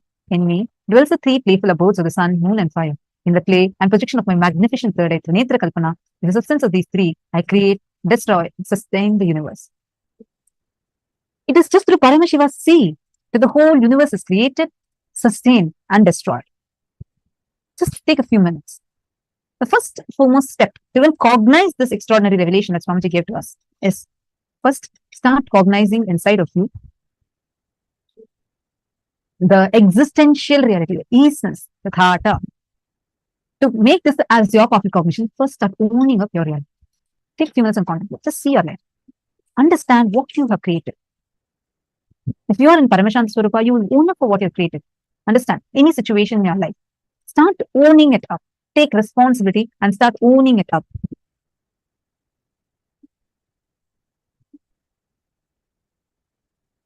The mechanism which converts blood into blood inside your body is something you have created. Human body is the greatest creation in the universe and you created it.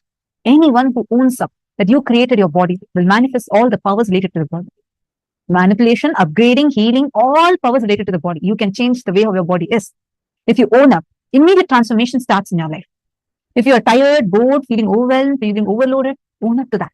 Ask yourself, if I am doing what I want to do, how am I tired or bored? What part of what I'm doing is not something that I'm owning up to?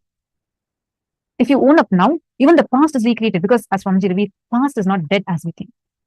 The first step, sit and pen down 10 aspects of your life that you want to own up to recreate, manifest, or sustain. Please take a few minutes and please start penning this down.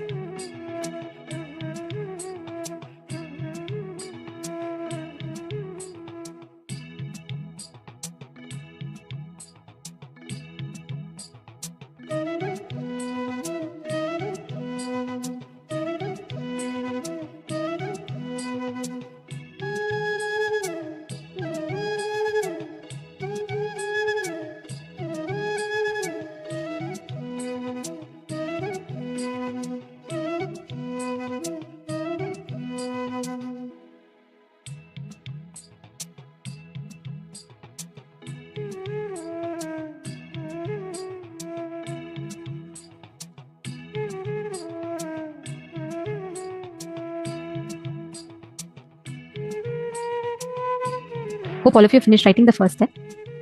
Let us enter into the second step of this process. In the second step, please write down. Now, all of you have written down that how the immediate transformation starts in your life, and the past is not what it is. The future itself will not be future. The past, present, and future is tathata, the easiness. The thing is here, one of the most important aspects for us to understand is for us to own up, what we do, what we create in our lives, for us to own up what we have manifested as our lives.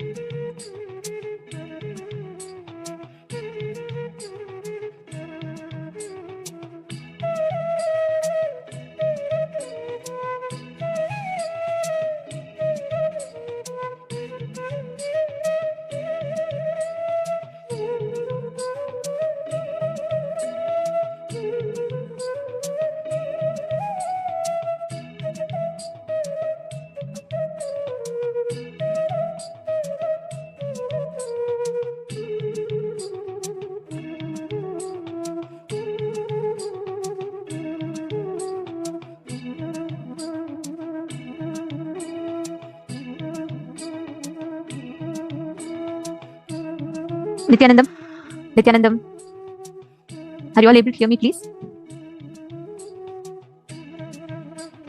Nithyanandam, if you're all able to hear me, can I please request everyone to confirm in the chat, please? Perfect. Okay. Please listen very carefully. Now all of you have written down the first step, the aspects of your life that you need to own up. Now it's important that we understand why do we need to own up. See, for example, let's say you're walking on a road. Okay, a thorn pokes your leg. What is the solution? What is the direct approach as a solution for it? Bend down, look at your leg. See, you will realize it's a thorn that is not enabling you to walk. Pull out the thorn. Correct? Logically. But what do? We say, oh God, thorn is poking. I'm giving an analogy of a thorn, but this is in comparison to our life. Similarly, when you have a problem in life, what are you supposed to do? Look into the problem, analyze the source of it, fix it, correct it, and move on. But what do? It is like when you're walking, when the thorn pokes you on your leg. You, instead of looking down, you go on saying, oh my God, every step I'm trying to walk, my leg is hurting. Of course, it will hurt. The problem is not with the road. You'd say, okay, this road is hurting, let me choose another road. You try walking another road, again your leg hurts. You try standing, leg will hurt. Of course, because the problem is in the leg, not even in the leg, in the thorn that is in your leg. But what do? You say, okay, if not this path, let me choose another path. If this problem is here, let me choose another problem. If this relationship is not working out, let me choose another relationship. That life doesn't work like that. You need to own up. Just look down. You will realize it's a thorn. Sometimes we go to the other extreme. We say, oh God, anywhere I take my leg is causing problem. Better let me just cut my leg. Isn't that an unintelligent decision to make? Neither the extreme end of you not even looking down. It is you even look up and you curse God. You say, oh God, because why you hate me so much? What have I done all my life? I worship you. I have done everything to you. Still you are giving me so much pain. What can God do? God can maximum give you the intelligence. He'll say, look down, but you don't want to. You say, no, why should I? I'm having continuous pain in my leg. You let it sit till it grows big, becomes a pus wound, becomes an infection, but you still don't look down and address the issue. You try walking. Every single time you try to take a step, it will be hurtful because the problem is there's a thorn in the leg.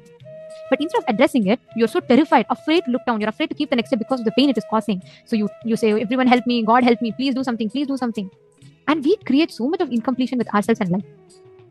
Same way, the other extreme end, we decide, oh God, every time I walk, I'm having a pain. Better let me decide never to walk in my life, and you sit down. Is that an intelligent decision to make? No. You decide, better let me just cut my leg and never walk again. If leg is a problem, let me not have the legs. Again, that is not the right issue. You're not addressing the root of the issue. The simple solution is look in, just look down. You will find that there's a thorn. Remove the thorn. All of us in our life do the exact same thing. You have a pattern. That pattern is going to keep on coming in everywhere you go. It is like a thorn in the leg.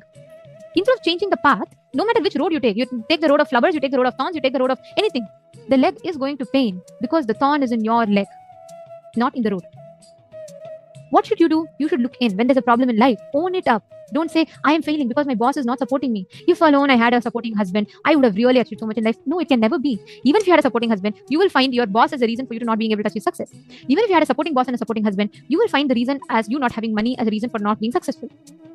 As long as you have something to point at, we all do that. Subconsciously, unconsciously, in every level, we all keep blaming life. Only when you own up do you realize the source, the reason is inside of you. It is not something external. Every single time, just remember this. This is Tathata, established, becoming Atmeshwara, established on the consciousness of your existence, owning up for your life, owning up your failures, owning up your mess ups, owning up all the blunders in life. And when we say owning up, not taking you down a guilt trip, that is not called owning up.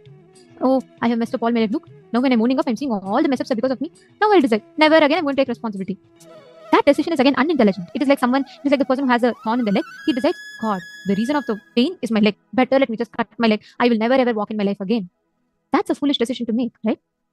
But we all do this in life. Many of you are laughing when I'm giving this example about the thorn. But this is the exact thing we all do with our life. Imagine, just because you tried in one job, you failed. What do? You decide, never again I'm going to invest my money or go into any job. Let me just stick to what I know. Owning up is not you taking you down a guilt trip.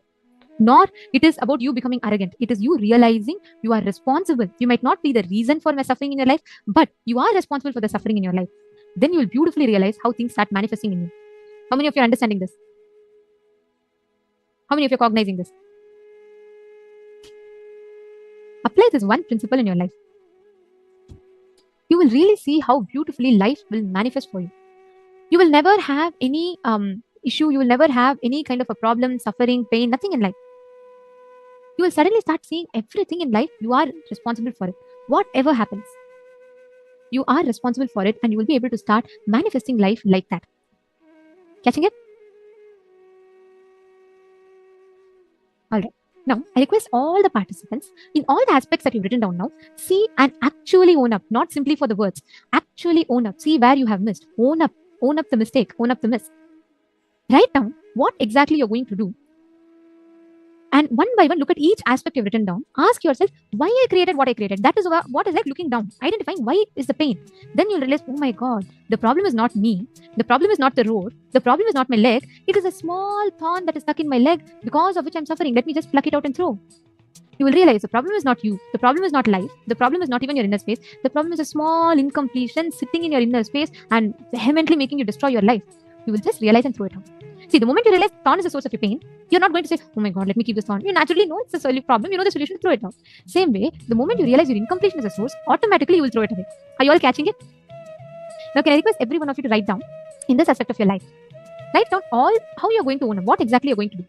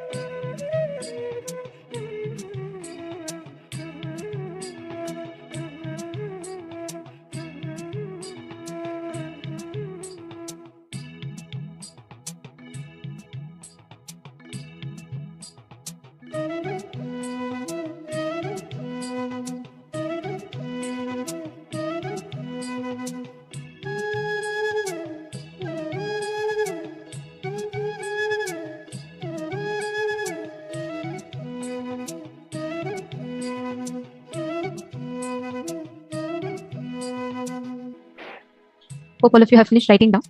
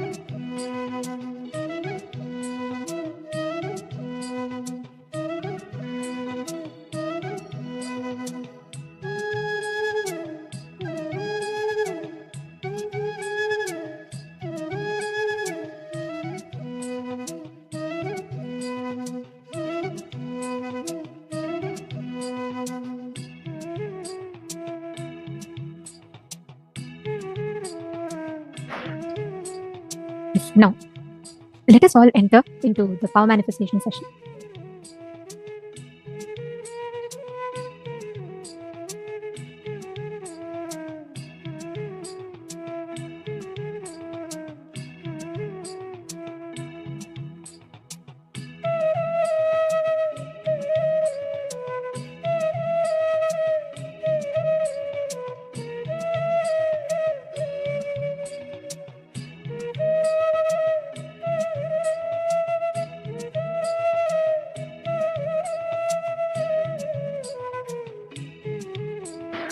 Yes, hope all of you have finished writing now. Okay, now let us all enter into the power manifestation session. Apply this exact same powerful cognition. With this cognition, manifest the power, the ability to see exactly what happened in a person's life at a particular given point of time. Can I request every one of you to post what is the powerful cognition you got in this session? Because it was a very, very important session. Can I request every one of you to please post?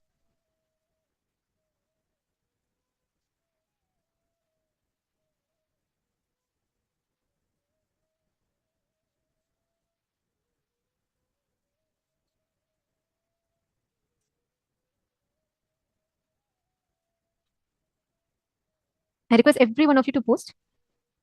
What did you click with?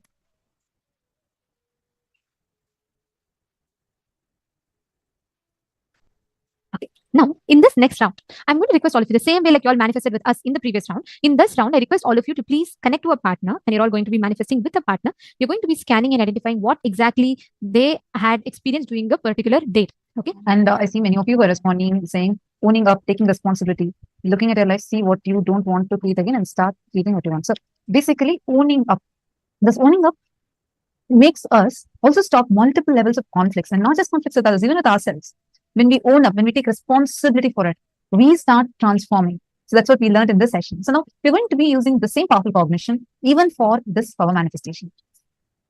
Something very simple. Okay. You're all going to be describing about the details of an object. Like, for example, let's say I have this mala. Okay.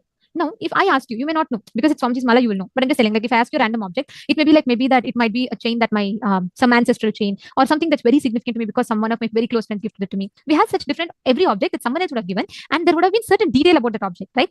So you're going to be actually scanning through your third eye, identifying details about an object that a person has. You can share with your partner, ask them to scan your ring or some gift that someone very close to you gave you, and your partner can scan and share with you the details that they're seeing. Shall we all enter into the power manifestation? Are you all understanding? Please connect to a partner. Have them give you any one object. It could be any random object. And scan through your third eye, identify what exactly is the history behind that object.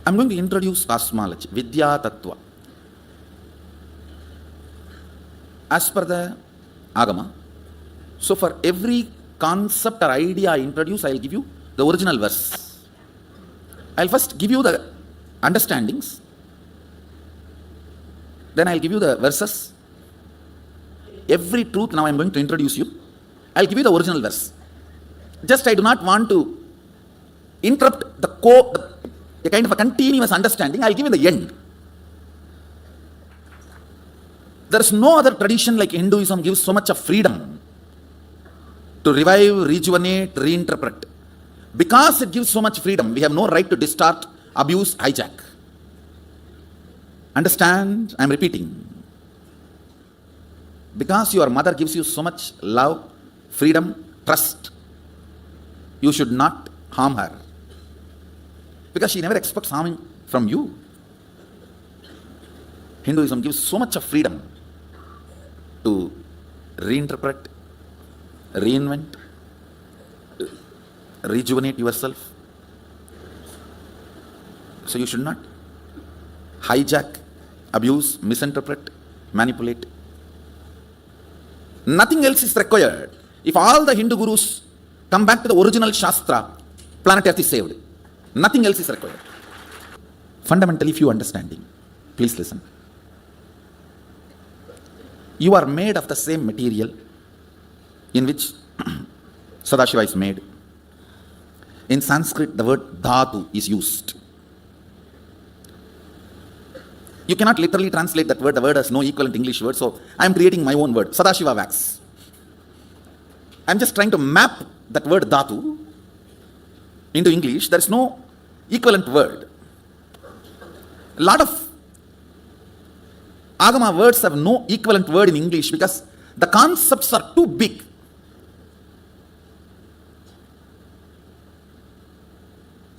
So this word, when I utter Sadashiva wax, you get a certain idea. Oh, it's a kind of a wax material in which Sadashiva is made.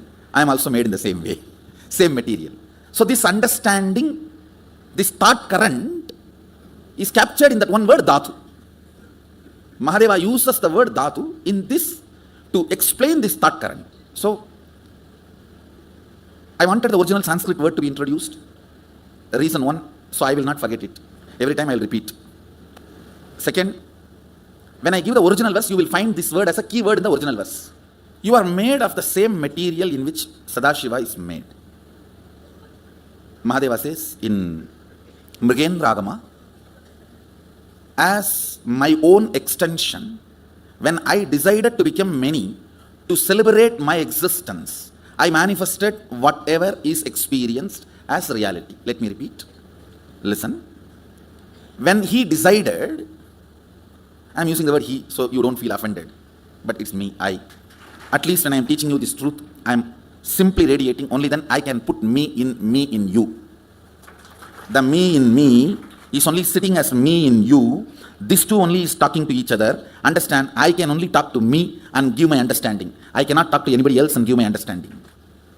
So the me resides in this as me, is residing in all of that as me. So that me, through this me, talking to me.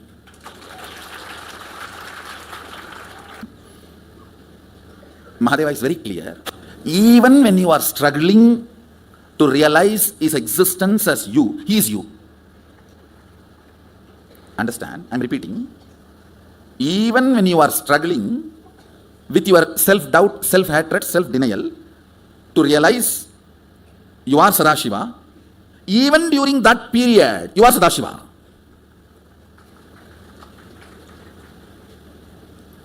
So you do not need to feel shy to tell yourself and others, you are made out of the same material wax Sadashiva is made. Listen carefully. Getting offended is nothing but you so strongly believe you cannot become Sadashiva. Because you cannot become, I also can't become. Because I have become, I strongly believe you can become. Because you can't become, you strongly believe I have not become. This is what is the whole fight going on. So second, listen, Mahadeva says, I became many to celebrate my existence.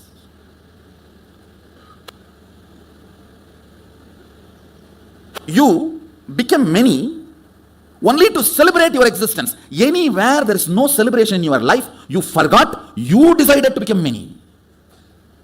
Listen to this interpretation. Whether the zone of your health, zone of your relationships, in any zone of your life, if you are not celebrating your existence, you forgot, you decided to manifest that. You decided to project that. Because this is too important. Understanding you need to have.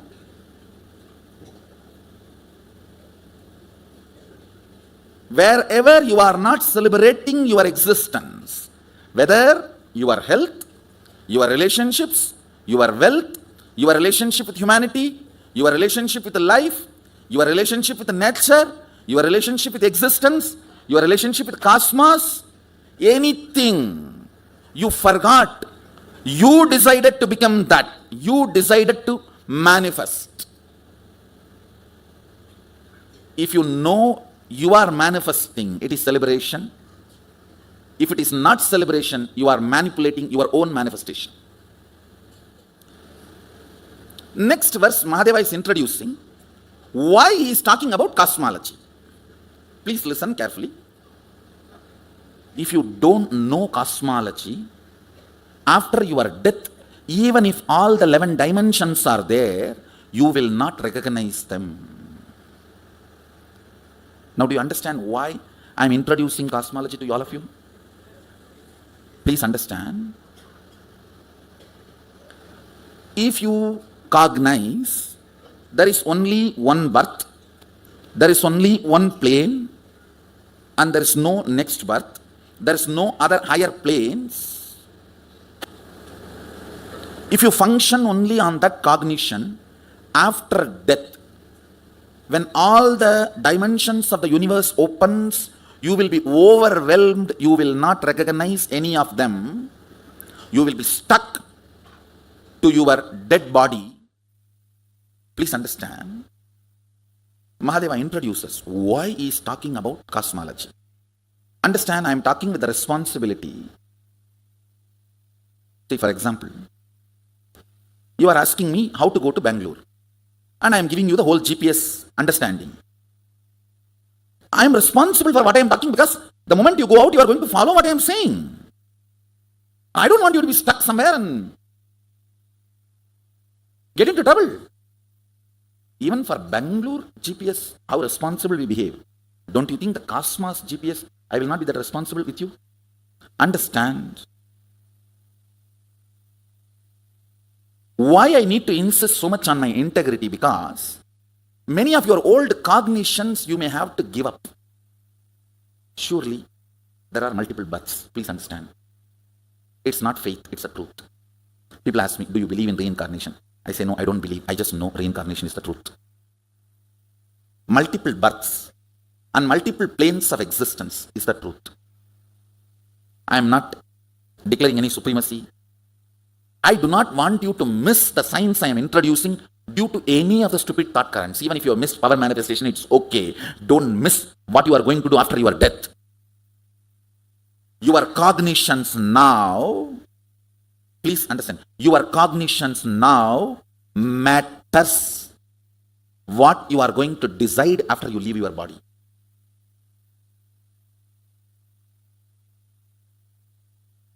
And I give you all guarantee, this whole satsang will be repeated when you leave the body. I'll be there. I'll be there repeating this whole satsang for you when you are leaving the body. Not just satsang, telling you this whole thing.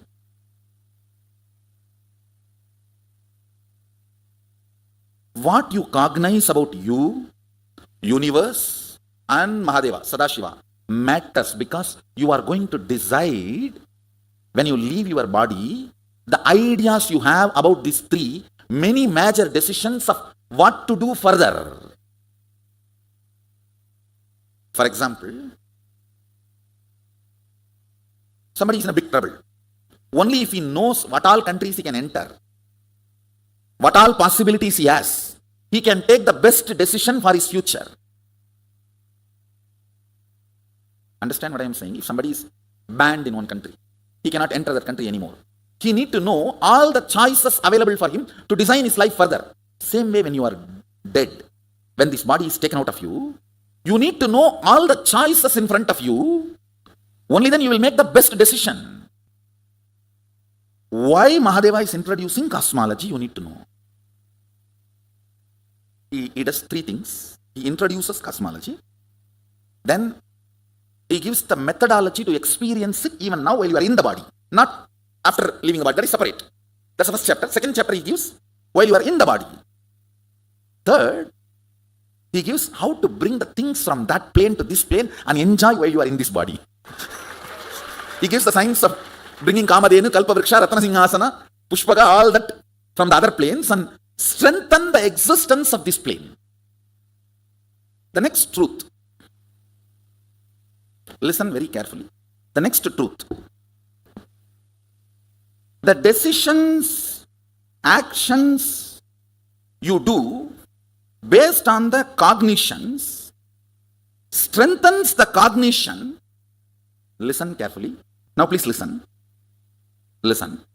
I'll give you an example. You cognize because I am telling or your grandmother told there are multiple births.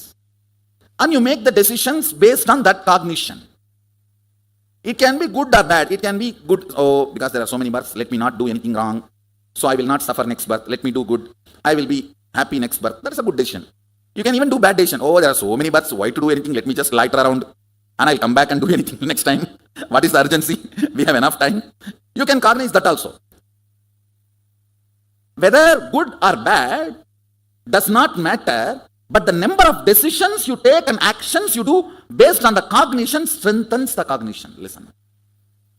Even if you decide just to lie down because there is eternity in front of me, what is the use now? Come on, such a nice breeze and nothing to do. You may not have many things in this world now if you decide not to do anything from this cognition of multiple janmas are there, but the cognition gets strengthened. Listen to this idea. I am repeating. Good or bad does not matter. Good or bad you decide based on the result on this birth. Good or bad does not matter. Number of decisions and actions you do based on the cognitions strengthens the cognition's existence in you. The cognition gets more and more grounded in you. I'll give you one by one understanding. One by one. So it just becomes part of your cognition. And now when I read Agama, I'm wondering, what an amazing teacher Mahadeva. Every step beautifully, it is like sipping a cup of coffee only. He doesn't tire our logic at all. He takes us so beautifully and suddenly gives that opening. So I'm following exactly as he is and translating it. The part I am teaching you all now is the Vidyapada of Kamika Agama. The chapter name is Mrihendra Agama, and I'll give you the verses. End of the session, you can read and understand whatever I am talking to you. Cosmos is introduced by the fellow who created it. He himself is telling what he created. So this is the most authentic version. Especially when it comes to knowing about universe and all. Don't learn from silly conversation books and silly conversation ideas, concepts. Be very careful, because that is too risky. Whether you practice yoga or your understandings about the cosmos, life, always find the original Shastra Pramana. Please understand. My first priority is keeping the authenticity of the Shastras. Even power manifestation is second priority only. Understand? Shastra works. Not whatever works is Shastra. No. Understand? Not whatever works is Shastra, Shastra works, is my statement. Understand? Now, if we both sit and please listen, I was telling you each chapter. First, Sattva Tattva, we worked. Then Atma Tattva. Now the Vidya Tattva. Then it is going to become Shiva Tattva. Listen. Atma Tattva, Mahadeva teaches to Subramanya while he is training him for waging a war. This Vidya Tattva, which I am going to talk now, he is teaching to Devi when she is sitting on his lap. Understand? Exactly the same way in our temple, Devi is sitting on Mahadeva's lap. This need to be taught with a very intimate trust. Literally all of you are sitting in my lap now. It is not physical, it is the kind of the understanding and intimacy where we both know we are integrated to each other. Understand? Because I am talking about something unmanifest. Avyakta. Yes, you can be doubting, but what is the result? Waste of your time. How many of you are understanding?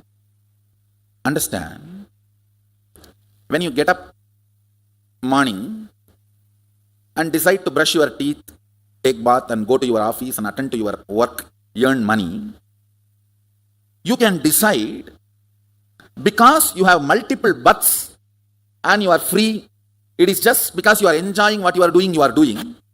Or you can decide, no, I have only one bath, I just have to squeeze maximum from this planet Earth and bring it under my control and do everything I can within this 100 or 100, whatever time I am going to live.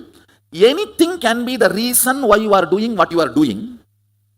Whatever is the reason why you are doing what you are doing is going to be more and more strengthened in you by more of the decision and actions of you. How many of you understand this? Come on, listen. I'll give you a few minutes now. You don't need to show to anybody else, just for your own sake. These three questions, what is the idea you cherish in your heart? Do you really feel that you are going to exist after death? Means there is a life after death. First question, do you feel you are going to exist after death? Second, you are not going to show these answers to anybody. It's for you. It's not survey. Understand? It's not monkey survey. It's mind survey. It's for you. It's not for others. Do you feel there are multiple planes in the universe? Yes or no? It's for your own. What you cherish. Do you feel there is an independent intelligence in front of which you are going to be there? When you go and stand in front of Mahadeva, in the throne, you are going to see mirror. You are going to see the mirror in the throne. Means you are going to be there. Whatever stuff you are made of, that same stuff only is going to be there. Anyhow, this is understanding I am giving you. What you cognize. Take 2-3 minutes and pen down your answer. Even if you have confusion, you can answer. You can write that as answer. Just for you to understand. Because these cognitions matter for you to raise your consciousness to the next level. This all matters not only your journey after death, even your journey while you are alive. It's for you to contemplate and think for a few minutes. Because many times, just because you never thought about them, they remain as a blind spot. See, you have a huge property in your hometown and never you have been informed about that and you never saw your document and not using it because you did not know it's a huge blind spot. Same way, sometimes many of these great understandings and experiences, because they remain as a blind spot, you never contemplate or look in. You don't use them in your life. Listen, almost all the important ideas I need to convey as an introduction to Vidyapada, I have conveyed. This last one idea, please listen. Because it is all about unmanifest. Listen, please listen. Listen. Because it is all about the unmanifest. Unmanifest means not directly perceived by your senses. But don't think it does not exist. If the software with which you are operating, if that software is upgraded, so it's like if you upgrade your software in your iPad, in your tablet, The camera definition can be increased. It can be HD camera. The quality can be raised. Or the information you capture can be processed in much higher level, in higher frequency. Capturing, processing, everything can be done in next level if the software is upgraded. See, Mahadeva defines initiation. Because of your oneness, feeling connection, just imbibing, downloading the cognitions of your Guru as your own without wasting time in reinventing is initiation. Now what I am going to explain, most of them are unmanifest, avyakta, for all of you. But I am going to upgrade your software, means the material out of which you function. If it is agitation, you will not understand the unmanifest. If it is restful awareness, your connection with unmanifest will become so strong. Unmanifest will become strength of your being. Understand? Ultimately, when unmanifest becomes your strength, your life becomes extraordinary. You are made out of the same Sadashiva wax, same material out of which Mahadeva, Sadashiva is made, means ultimate. Whatever is ultimate, that ultimate is made out of some stuff. The same stuff out of which you are made. That's the first thing. Second, you decided to become many, to celebrate your existence. So wherever you are not celebrating your existence, you forgot, you decided to become many.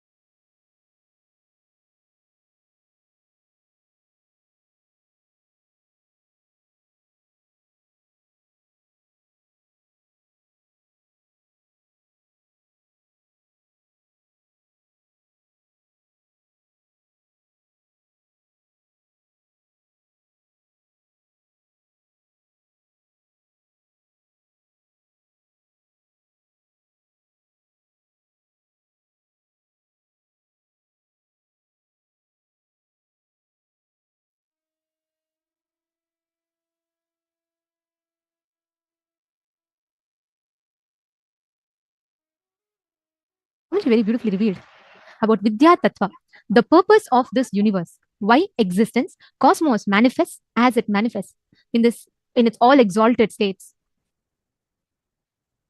Swamiji very beautifully revealed how everything that exists is Paramashiva. The only reality, the ultimate reality is everything that exists is Paramashiva. The Paramashiva Dhatu, the same substance that you are made up of, is the same substance that the universe is made up of, is the same substance that Paramashiva is made up of. He has created you in his own sea. Paramashiva has manifested you in his own sea. The essence of this, very beautifully as Swamiji revealed, is how Paramashiva manifests us in his own mold. What he is made up of, that Paramashiva Dhatu is what Paramashiva molds us with.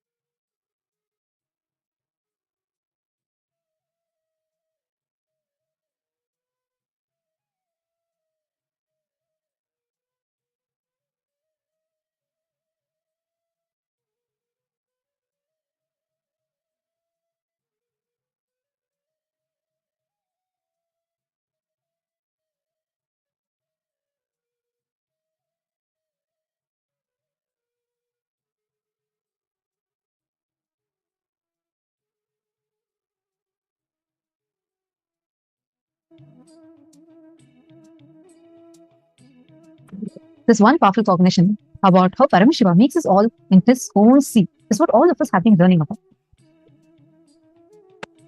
Paramashiva is very, very, very clear. Even when you're struggling to realize his existence as you, he is you. Even when you're struggling with your self-doubt, self-hatred, self-denial, realize that you are Paramashiva. Even during that period, you are Paramashiva. So you do not need to feel shy to tell yourself and others that you are made out of the same material, the wax Paramashiva is made of. Because all the participants take a few minutes to cognize this statement. When Swamiji is saying, you are made of the same material Paramashiva is made of, what does it mean? What do you understand it as? Please take a few minutes and please post it. What you cognize about you, universe, and Paramashiva matters. Because you are going to decide when you leave your body, the ideas you have about these three, many major decisions to be made further, what to do further is going to be decided based on this.